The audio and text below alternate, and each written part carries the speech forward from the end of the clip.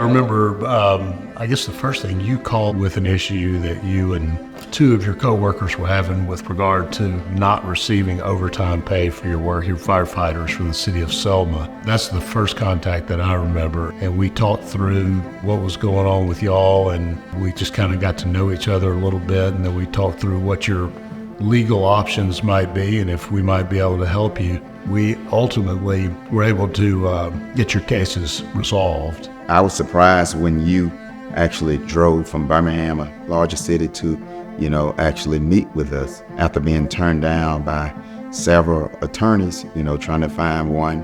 And also, we wrote the Department of Labor, and they actually said they didn't find any essence in the case. But you reassured us, you showed us in black and white, what the law says. You let us know how it was affecting our family, how the city was pretty much stealing from us.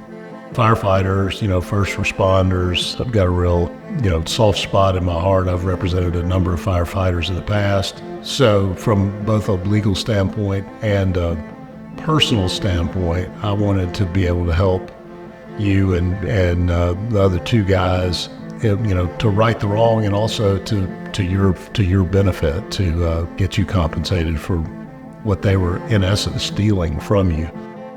Lee, during the process, I felt like I was annoying from all my questions and my emails coming from me.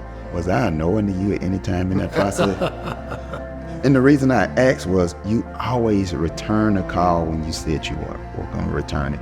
You always email back. You were not annoying to me, and in fact, I remember you would usually email me first and say, "I hate to bother you, but could I ask you a question, or could we have a call?"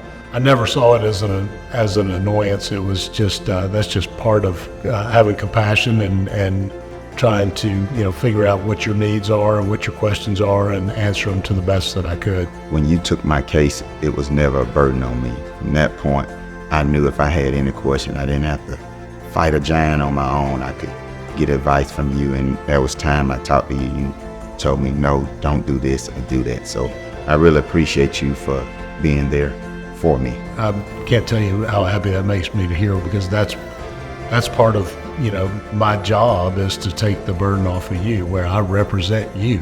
You guys were some of my favorite clients that I've ever had in my 35-year career.